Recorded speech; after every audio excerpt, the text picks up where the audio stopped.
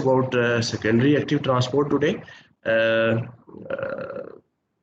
Previously, we had a discussion about the mediated transport, and in mediated transport, we had discussed about facilitated diffusion and active transport. And active transport is further it is of two types. One is primary active transport, and the other one is secondary active transport. As I have told you that in case of primary active transport, there is direct use of the energy in the form of the ATP. Energy is directly used in the form of the ATP, that is called primary active transport. But when we talk about the secondary active transport, in case of secondary active transport, the energy is indirectly utilized. There is no direct use of energy in the form of the ATP. Energy is utilized in indirect form, and it is on the basis of this mechanism, secondary active transport is distinguished from the primary active transport. It uses ion concentration gradient across a membrane, and that ion concentration gradient is used as energy source as well. So a flow of ions will always be from higher concentration or higher energy state to lower concentration, and this will provide the energy for the uphill movement of the actively transported solute.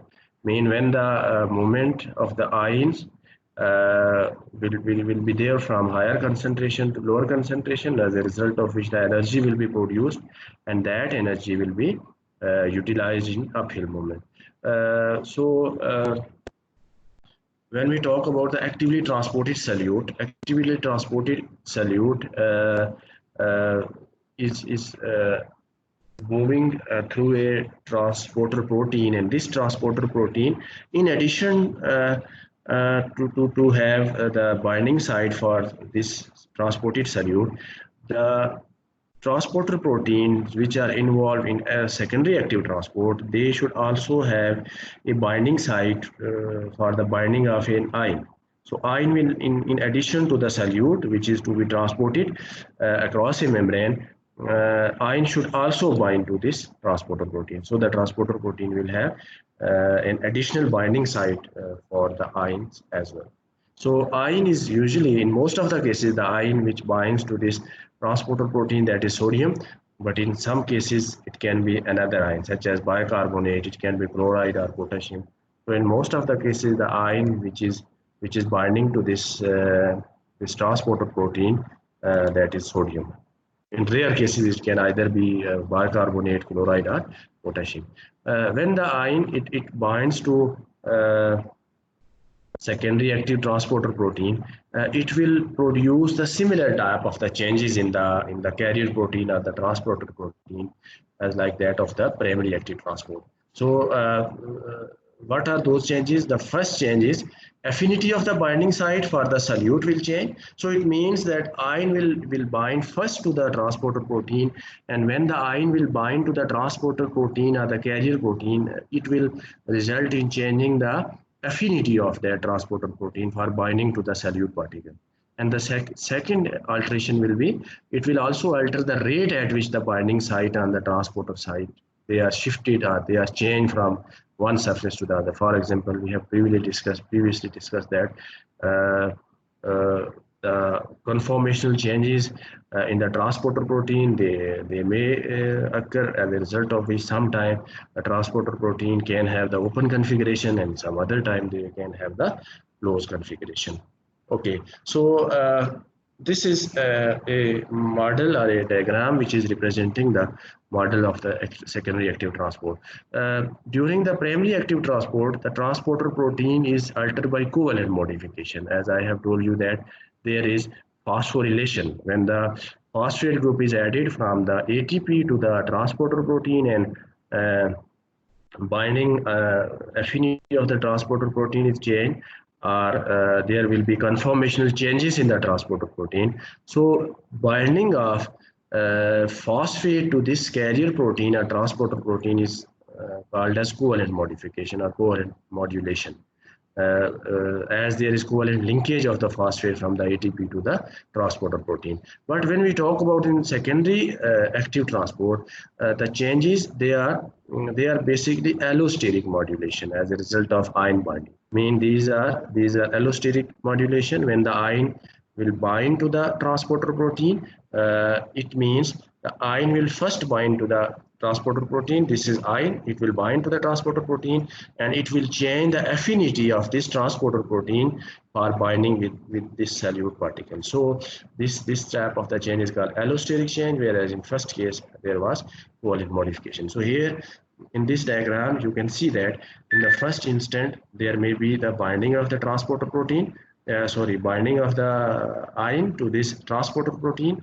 When the ion will bind to this transporter protein, it will result in change in the affinity of this transporter protein for binding with this solute, and now solute will bind with high affinity to this transporter protein, and hence this solute particle will be transported towards the other side of the membrane. So absence of the sodium binding at the intracellular surface at this time, if there is no sodium, the binding affinity of this transporter protein to this solute will be reduced. So what is the function of this ion? Ion actually binds and it induces allosteric changes in the structure of this transporter protein, and this transporter protein now after binding of the ion and preferably it binds with the sodium ion, it will change its binding affinity and it will show high affinity for binding with the transported solute. So this is the difference between the primary and secondary active transport. When we talk about the energy usage, as I have told you that in case of secondary active transport, there is indirect usage of energy as compared to the primary active transport. So there is important link between the secondary active transporter or the carrier protein, which basically utilize the sodium, and primary active sodium transporter, which is sodium potassium ATPase. As we have already discussed that sometime. In case of primary active transport, there are specific type of the pumps. Why those are called pumps? Because they facilitate the uphill movement of the ions or the molecules from lower concentration to higher concentration. That's why those are called pumps. So there is indirect link or important link between the secondary active transporter protein or the protein which are involved in the secondary active transport and the sodium potassium ATPase pump which are involved in the primary active transport. So when we talk about the intracellular concentration, as all of you know that intracellular concentration of sodium is lower as compared to the extracellular concentration. For example, when we talk about the intracellular concentration, this is about 15 millimole 15 millimole sodium is present in the intracellular side, and 150 millimolar is the concentration of the sodium on the extracellular side. So that's how we can see that the intracellular concentration of the sodium is very much lower as compared to the extracellular concentration. And why this is maintained in different concentration? Because of the primary active transport. As all of you know that when there is hydrolysis of single ATP molecule, it will result in movement of 3 sodium ion from intracellular side to the extracellular side. So it means the concentration gradient of the sodium is maintained by the sodium potassium ATPase pump, that by hydrolysis of ATP, that sodium potassium ATPase pump moves 3 sodium ion outside the cell. So because of the low intracellular sodium concentration, as it has been maintained by the sodium potassium ATPase pump, few of the sodium binding site on the secondary active transport proteins are occupied on the intracellular side. Here you can see on the intracellular side, very few sites will be occupied by this by the sodium ion, because sodium are already sodium ions are present in very low concentration on the intracellular side. But when we talk about the extracellular side will have higher concentration of the sodium. So on the extracellular side of these transporter protein, large number of the sodium ion binding sites will be available, and similarly large number of the sodium ions they can bind to these transporter protein, whereas on the other side, due to the low intracellular concentration of the sodium, only few binding sites for the sodium ions will be available, and few sodium ions they can bind to the intracellular site of these proteins. So that's how we can say that this concentration gradient is actually maintained by the primary active transporter pumps, which we can also call them as pump. For example, sodium potassium ATPase pump. Okay, so this difference, which I have told you that this difference is maintained by the sodium potassium ATPase pump. It will provide the asymmetry in the transport flux. Mean movement of the transported solute will be uphill, mean from lower concentration to the higher concentration. At the same time, the sodium ion that binds to the transporter at the extracellular surface, it will move downhill. Mean all of you know that sodium is already in high concentration on the extracellular side, and when one sodium or many sodium ions they bind to the transporter protein and they move towards the intracellular side, it means sodium ions are moving down their concentration gradient from higher concentration to the lower concentration, whereas the transported solute, which can be glucose, or which can be any other molecule, that will be transported from lower concentration to higher concentration. Mean the transported solute will be showing the uphill movement, whereas the sodium ion it will be showing the downhill movement from higher concentration to lower concentration. So how this concentration gradient is created across a membrane, mean how the concentration difference of the concentration is maintained on the two sides of the membrane. So this concentration gradient, or the sodium concentration gradient across the membrane, is actually maintained by the primary active transport of the sodium. As all of you know that in case of primary active transport, the sodium is moving from lower concentration, from inside to the outside. When sodium from the inside to the outside is moving, it means inside sodium concentration is already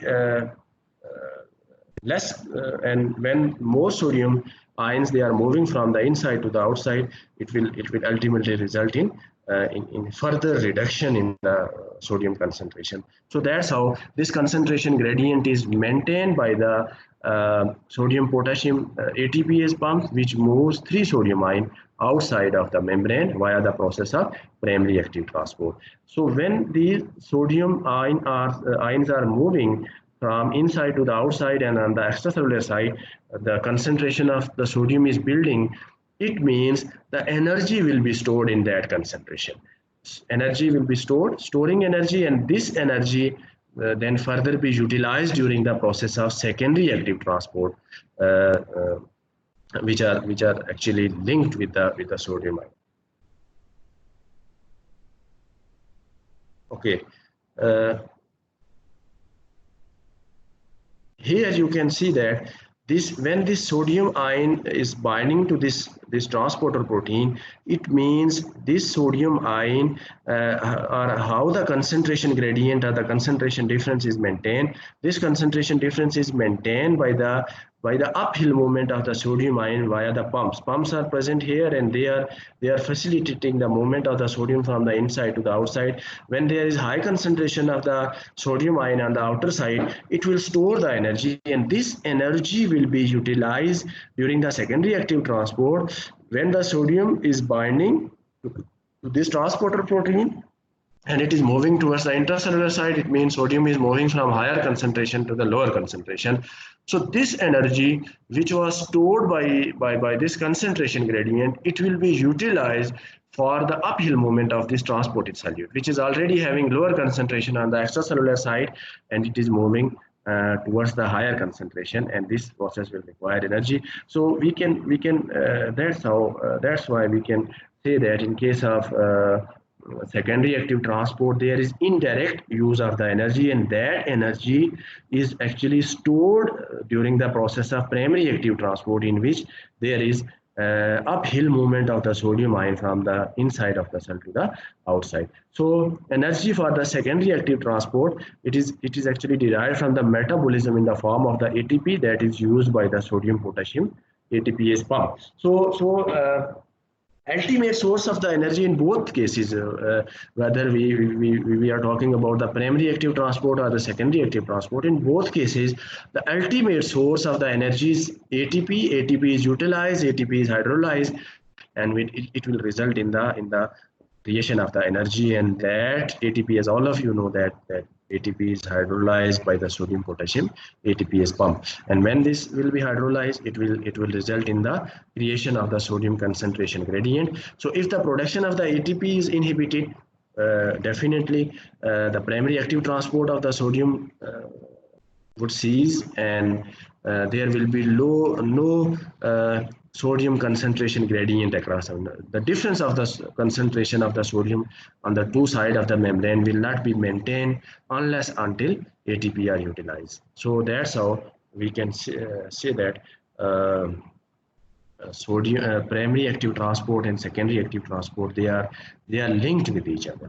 So when the ATP usage or ATP hydrolysis and cease, and I have told you that it will result in concentration of the sodium gradient will not be maintained there. So ultimately it will result in failure of the secondary active transport. So if the primary active transport is not operating properly in the body, there is direct link of this primary active transport to the secondary active transport. So when there is failure, when there is abnormality in the primary active transport, it will also affect the secondary active transport system in the body. So 10 to 40% of the ATP which are produced by the cell under resting condition, that is utilized by the sodium potassium ATPase to maintain the sodium gradient. And when the sodium gradient is maintained, it will ultimately increase the process of, or facilitate the process of secondary active transport. So energy which is stored in an ion concentration gradient across the membrane, that can also be used to synthesize ATP from the ADP and inorganic phosphate. I mean, this energy which is actually stored in the concentration gradient of the sodium, it can be further utilized to again create the ATP from ADP and inorganic phosphate. And as all of you know, that electron transport system to the cytochrome chain, it can produce an hydrogen ion concentration gradient across the inner mitochondrial membrane. All of you are familiar with the Krebs cycle and electron transport chain. So when the hydrogen ions, they are moving across a inner mitochondrial membrane, the movement of the hydrogen ion will be down its concentration gradient. Mean it will provide, it will be from higher concentration to lower concentration. Hydrogen ions are already in high concentration on the inner side of the mitochondrial membrane, and there will be downward movement of these hydrogen ions. And when the hydrogen ions are moving from the inner mitochondrial membrane towards the outer side, it will provide the energy, just like that of the movement of the sodium ion, that when the sodium ions are moving from higher concentration to lower concentration, they are also providing the energy. So when this hydrogen ion, they will move down their concentration gradient, they will provide the energy, and this energy will be coupled to synthesize the ATP during the oxidative phosphorylation, as all of you know, which is also called as chemiosmotic hypothesis or the coupled phosphorylation. So net movement of the sodium, as in this case, will result in secondary active transport, will always be from higher extracellular concentration to lower intracellular concentration. And in secondary active transport, the movement of the sodium will always be downhill, whereas in case of primary active transport, the movement of the sodium is uphill, meaning the sodium is moving from lower concentration to higher concentration. But in case of secondary active transport, it is moving from higher concentration to lower concentration.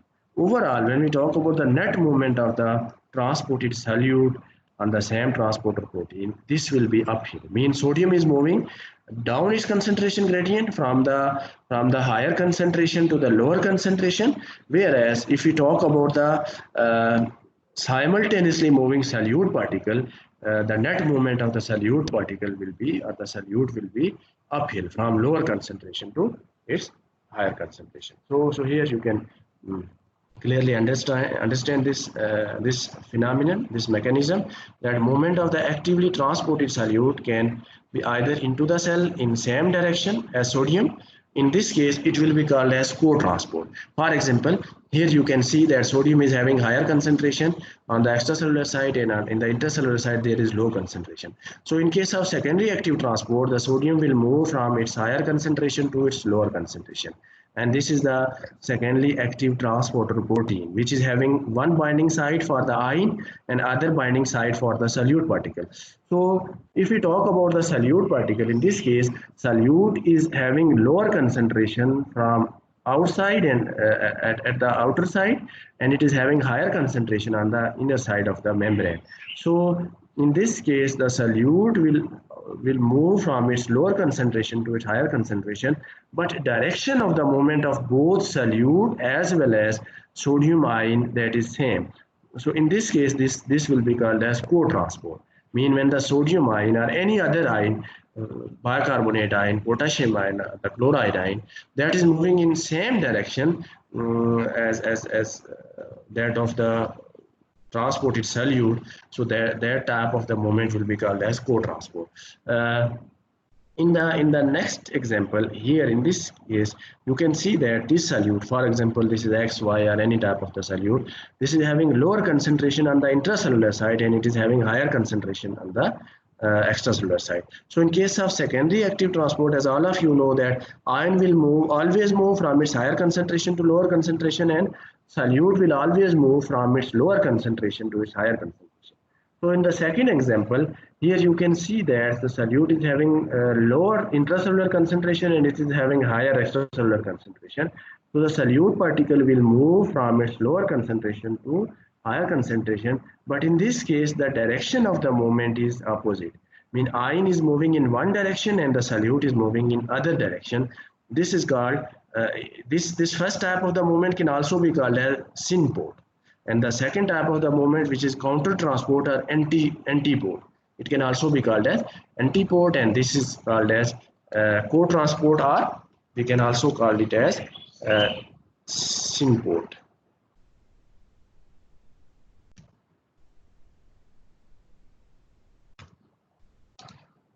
Let me check the correct word, whether it is sim or synport.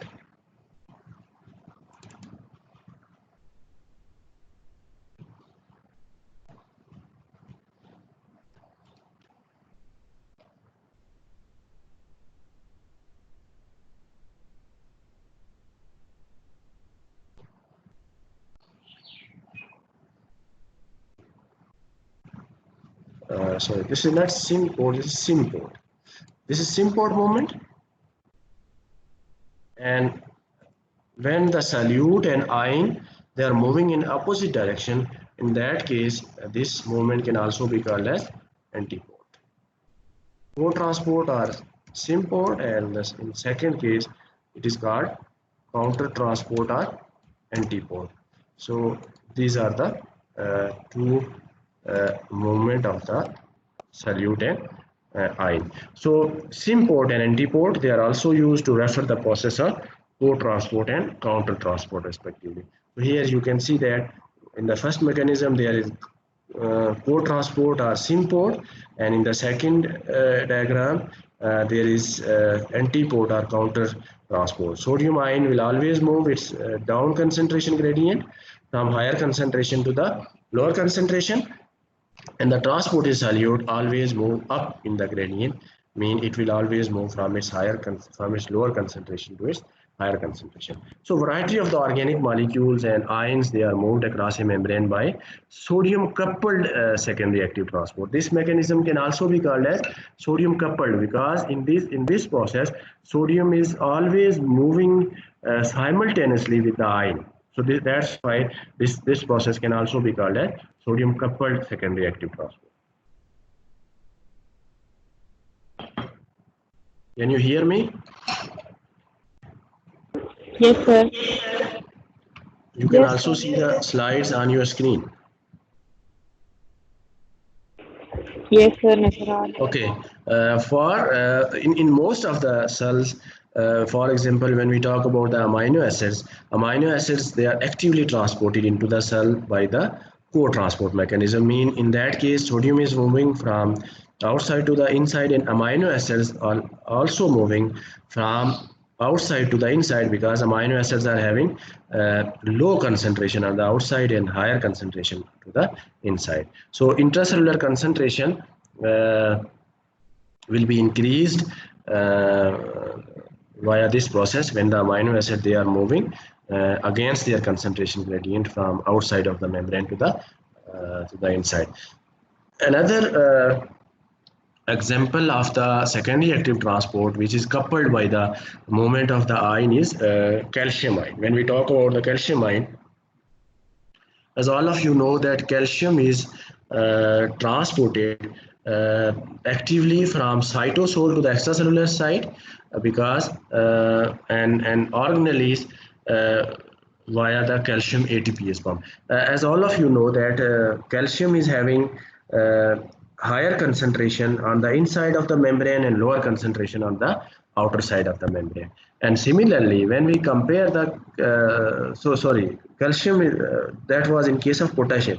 When we talk about the calcium just like that of the sodium, it is uh, transported from the cytosol to the extracellular site via the process of primary active transport. Mean there is a high concentration of the calcium on the outer side and low concentration of the calcium on the inner side. So calcium will be moved from cytoplasm to the extracellular side, and sometime it can also be moved from the cytoplasm to the organelles as well. So in many membranes, as like that of the sodium potassium ATPase, sodium calcium co-transport mechanism or the counter transport mechanism is also there, so that will use the downhill movement of the sodium ion into a cell or calcium ions outside of the cells. So this dependence of the calcium cytosolic calcium concentration on the several pathways which can move the sodium ion into or out of the cytosol. For example, calcium channel, calcium ATPase pump, sodium calcium counter transport. So these are the three pathways by which the calcium concentration is maintained on the two sides of the membrane, and also between the cytosols and between the cytosol and between different organelles. These are the calcium channels, calcium ATPase pumps, and sodium calcium counter transport. Here in this example, you will have a clear idea about the calcium movement. As all of you know that extracellular fluid is having higher concentration of the calcium as like that of the sodium. So during the process of primary active transport, calcium will move from inside to the outside, from lower concentration to higher concentration by expenditure of the energy in the form of the ATP. And similarly, when we compare the cytosolic concentration of the calcium to the organelles, for example, this is any organelle which is having higher concentration. In most of the cases, endoplasmic reticulum, they are having high concentration of the calcium. So this calcium, via the process of active transport, it will move from inside of the cell to the outside via calcium ATPase pump. This will be called as calcium ATPase pump. Similarly, in this case, calcium will move from lower concentration to higher concentration. Again, this will be called as calcium ATPase pump. But if the calcium is moving from its higher concentration to the lower concentration, mean calcium is moving from the endoplasmic reticulum to the cytoplasm, or it is moving from outside to the cytosol, this is called diffusion. This is called primary active transport. It is called diffusion. Here the calcium channel will be involved. In this case, calcium channel will be involved. Through these channel, calcium will either move from the organelle, from the cytoplasmic or endoplasmic reticulum to the cytosol, or it will move from extracellular side to the cytoplasm. So in both of these movement, there will be calcium channel will be involved. Okay, if we talk about the third case, as we have already said that the calcium can also be moved with the help of sodium calcium counter transport. This is third type of the mechanism. So here in this case, you can see that sodium is moving from outside to the inside, which is what we can call it as secondary active transport. That ion is moving from its higher concentration to lower concentration, whereas the other ion, which is calcium ion, it is moving from its lower concentration to higher concentration. So when the sodium and calcium, they are simultaneously moving and they are moving in opposite direction, this is called sodium calcium counter transport. This will be called as sodium calcium counter transport. So clear? Sir, slides नहीं show अभी. नहीं show हो रही? Sir, अब हो रही है? अब हो रही है? अभी Yes, हो रही है sir. कि नहीं है? जी अभी हो रही है? Yes, sir, अभी show हो रही है. Okay, here you can see that in this particular diagram, in this particular figure, three mechanism of the movement of the calcium ions, they are described. In the first process, that is called primary active transport. In case of primary active transport, calcium is having its higher concentration on the outer side and it is having lower concentration in the cytoplasm. So in case of primary active transport, the calcium will move from its lower concentration to its higher concentration via the calcium ATPase pump. This will be called as calcium ATPase pump, and simultaneously the calcium from the cytosol, it is also moving from its lower concentration to its higher concentration, which is in the organelles. For example, endoplasmic reticulum will have high concentration of the calcium ion. So calcium is moving from cytosol to the intracellular site or towards the endoplasmic reticulum, and again here will be the calcium ATPase pump. The second type of the mechanism is called diffusion of the calcium. So calcium can diffuse, can move via the process of diffusion with the help of calcium channel. This is calcium channel through which the calcium is moving from its higher concentration to its lower concentration. Mean from the endoplasmic reticulum the calcium is moving towards the cytoplasm, or from the extracellular side the calcium is moving towards the cytoplasm. This process is called diffusion. And the third type of the mechanism of the movement of the calcium is secondary active transport, in which the movement of the calcium is coupled with the movement of the sodium. Sodium is, as all of you know, that in case of secondary active transport, the ion will always move from its higher concentration to lower concentration. But in this case, both of them are ions. So one ion, which is sodium ion, will move from its higher concentration to lower concentration, whereas the other ion, which is calcium ion, it will move from its lower concentration to higher concentration. So this type of the movement is called secondary active transport, the secondary active calcium transport. It can also be called as sodium calcium counter transport, in which sodium and calcium, they are moving in opposite direction. Sodium is moving from its higher concentration to the lower concentration, or from extracellular side to the intracellular side, whereas calcium is moving from its lower concentration to higher concentration, mean from intracellular side to the extracellular side, and this process is called secondary active calcium transport, or sodium calcium counter transport. Can you see the next slide? Sir, I have a question. Yes, sir. Yeah. Yes, please. You can ask. ये sodium और calcium couple channel है. Yes, you can also call it as sodium calcium coupled channel or sodium calcium counter. This mechanism is called sodium calcium counter transport, and here we have said that sometime sodium calcium exchanger, this can also be called as sodium calcium exchanger. It will move the downhill movement of the sodium ion and pump calcium ions out. So here you can see in this example that sodium is moving downhill, meaning it's from its higher concentration to lower concentration, and calcium is being pumped out from its lower concentration to higher concentration. So these can also be called as sodium calcium coupled channel. They can also be called as sodium calcium exchangers, and this process is called secondary active transport. Okay, can you see the next slide? Yes, sir. Okay. Yes, sir.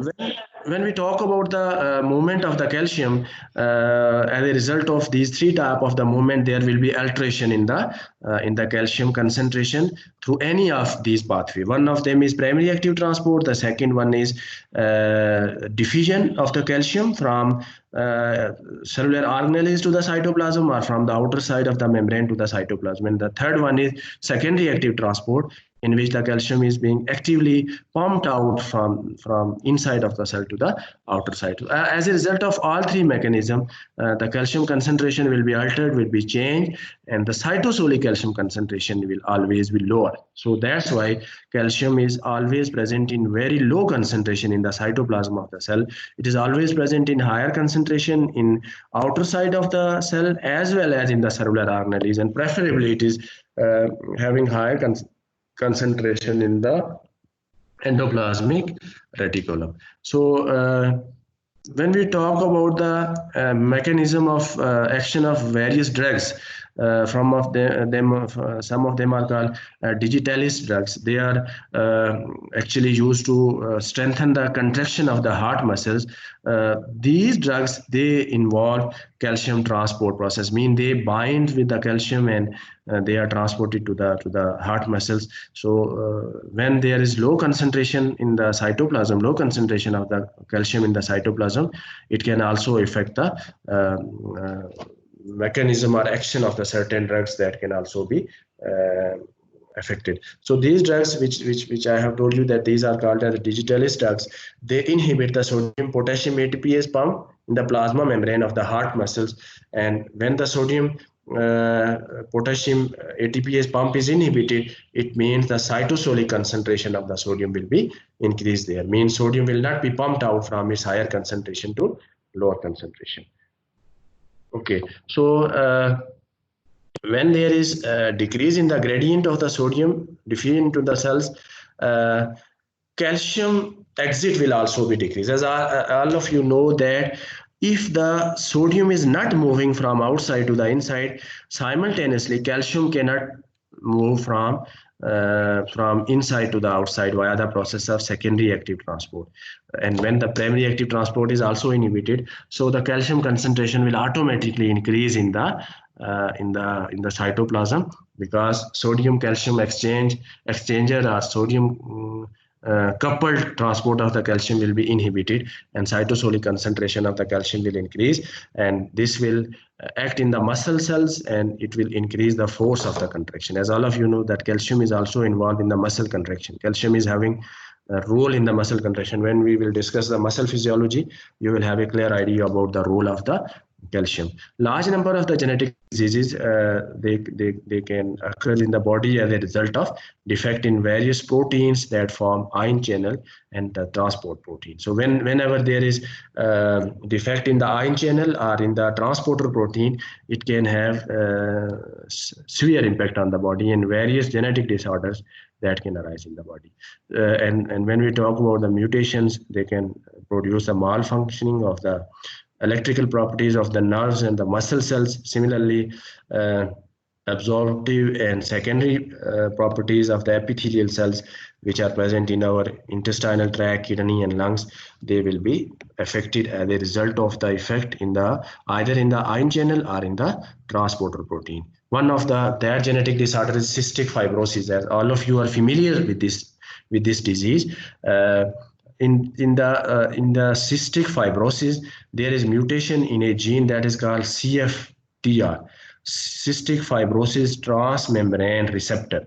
This is basically a receptor protein or the carrier protein that is involved in the transport of the various lesions or the various messenger or the various chemicals in the body. Whenever there is mutation in this CFTR gene, it will result in cystic fibrosis. Cystic fibrosis is a defective membrane channel through which the chloride ions are actually transported through their CFTR, cystic fibrosis transmembrane receptor, and when there is defect in the movement of the chloride ion, it can result in the cystic fibrosis. So when there is less amount of the chloride ions, it will decrease the fluid secreted by the epithelial cells, and ultimately mucus will be produced in our lungs and in our pulmonary regions.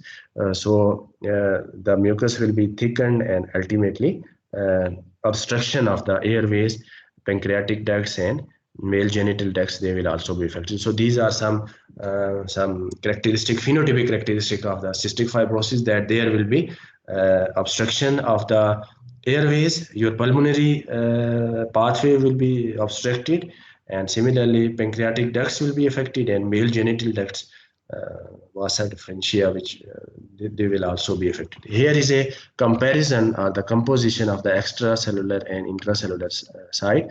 Here you can see that sodium is having higher extracellular concentration, and it is having lower intracellular concentration. When we talk about the potassium, potassium is having a lower extracellular concentration, and it is having higher intracellular concentration. Calcium is again having extracellular concentration of the calcium is low, and intracellular concentration. So it means there is no huge difference, but still there is difference. So intracellular concentration of the calcium is, to some extent, it is high as compared to the this extracellular concentration. But from the cytosol, calcium is again, when we compare this cytosolic calcium concentration to the organelles calcium concentration, organelles will always have higher calcium concentration. Similarly, if we talk about the magnesium, magnesium is having low extracellular concentration and high intracellular concentration. Chloride ions, they are always having higher extracellular concentration, and they are having low intracellular concentration. So these are different amino acids. When we talk about amino acids, they are having low extracellular concentration, and they are having high intracellular concentration. Similarly, we have glucose, ATP, and its various compounds. So this is the composition of the extracellular and intracellular fluid. So when we talk about the distribution of the substances between the intracellular and extracellular fluid, that is most of the cases that is unequal. Mean any ion or any molecule cannot have the same or the equal concentration on the two sides of the membrane. It will always have different concentration. Either it will have high concentration on the one side, or it will have high concentration on the other side. So due to the presence of primary and secondary active transporter on the surface of the plasma membrane, and the membrane potential, or ion channel and the membrane potential, all these factors, they are very much important in maintaining the concentration difference, as we have described here in this example, in this table, that there is always a concentration difference. So this concentration difference on the two sides of the membrane is maintained by the primary active transporter or secondary active transporter proteins, ion channels, are the membrane potentials. All these factors, they are very much important in maintaining the concentration difference on the two sides of the membrane. Here is another what we can see, that pathways by which the substances they can cross through the membrane. When we talk about the lipid bilayer, in case of lipid bilayer, there will be high to low concentration. So there is no use of integral protein, maximum flux at high concentration, saturation, इनमें किसी का भी जो है वो role नहीं है. Use of energy source, chemical specificity, and typical molecule using pathway, non-polar molecule. For example, oxygen, carbon dioxide, fatty acid, they will move through this lipid bilayer. They will no use energy. They will no specifically bind to any carrier protein, and there is no saturation factor involved. There is no usage of the integral membrane protein, and the equilibrium state will be attained when there is C naught is equal to Ci, where C naught is the extracellular concentration and Ci is the intracellular concentration. When we talk about the movement, this is diffusion, and diffusion can either be through lipid bilayer, or it can through the protein channel. So when we talk about the protein channels, the movement will also be from higher to lower concentration. Integral protein will be involved, and saturation factor in this case will not be involved, because the protein, the moving solute will not bind to this channel protein, it will pass through this channel protein. Similarly, chemical specificity factor is there. For example, the sodium ion channel will allow the movement of sodium ion. Potassium ion channel will allow the movement of potassium ion. There is no use of energy source, and specific ion, for example, sodium, potassium, calcium, they can move through this. So these two are collectively, these two pathways, they are involved in they are under the heading of diffusion. When we talk about the second mediated transport, in case of mediated transport, the moment in case of this mediated transport is further divisible into facilitated diffusion, primary active transport, and secondary active transport. So in case of facilitated diffusion, as all of you know, that there is high concentration to lower concentration, membrane protein will be involved, saturation factor will be involved, specificity factor will also be involved. There will be no utilization of the energy. In the large polar molecule, for example, we have glucose, we have amino acids, they can move through this facilitated diffusion mechanism. When we talk about the primary active transport, and in case of facilitated diffusion, equilibrium or steady state can also be obtained. Means C naught is equal to Ci when there is equal concentration of the solute on the extracellular side or intracellular side. That is called equilibrium state or steady state. When we talk about the primary active transport, it will be from low to high.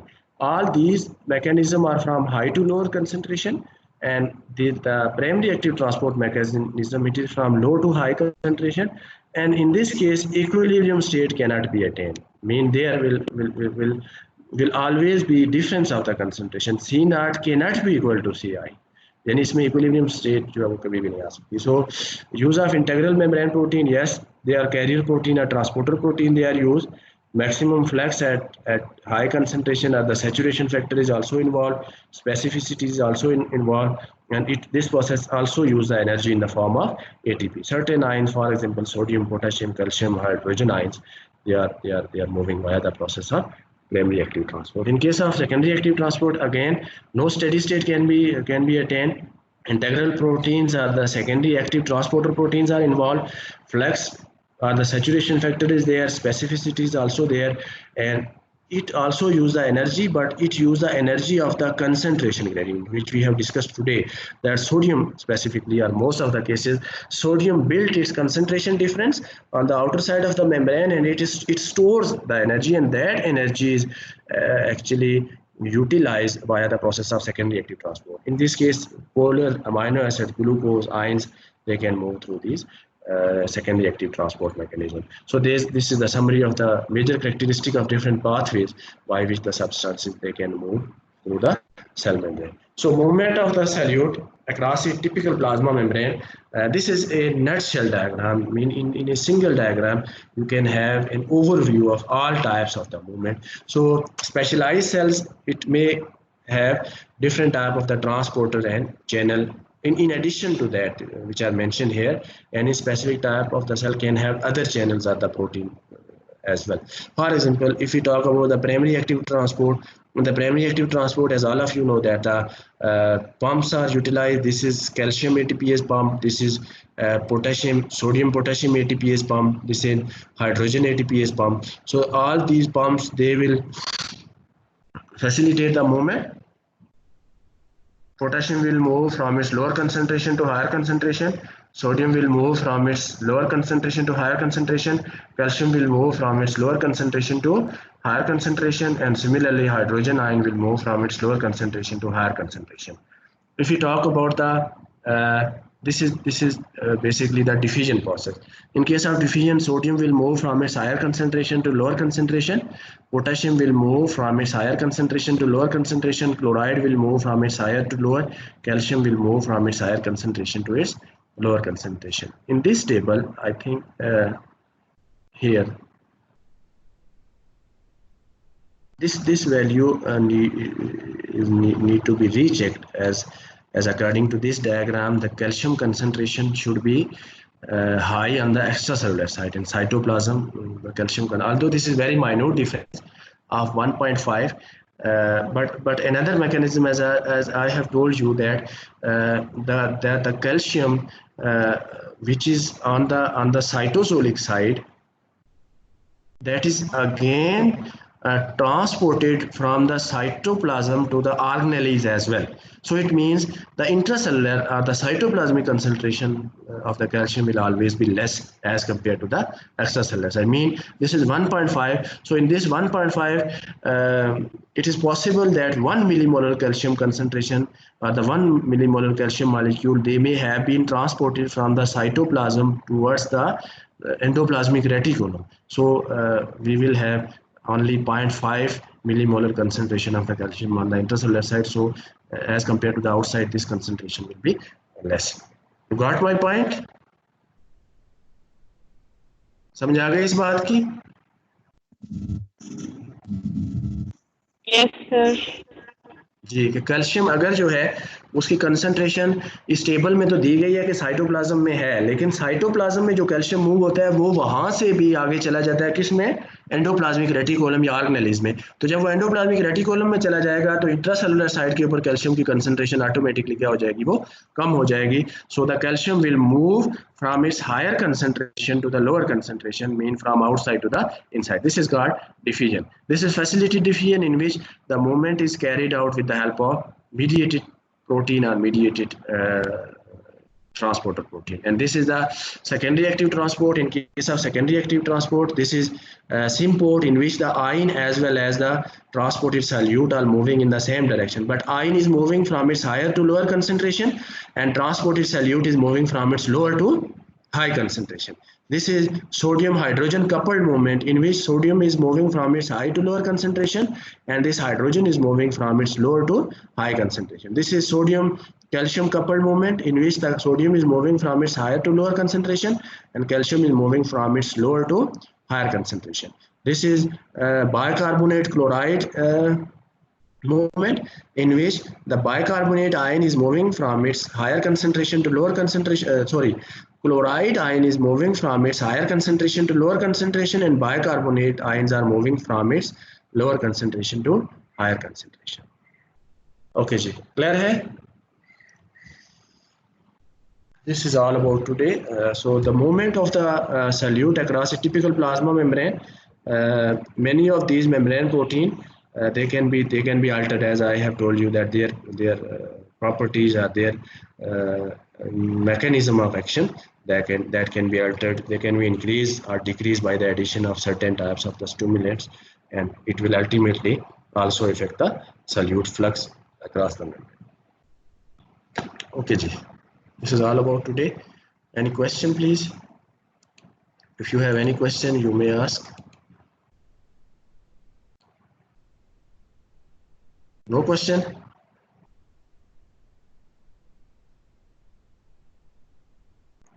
Okay, thank you very much. Please stay connected. Let me upload your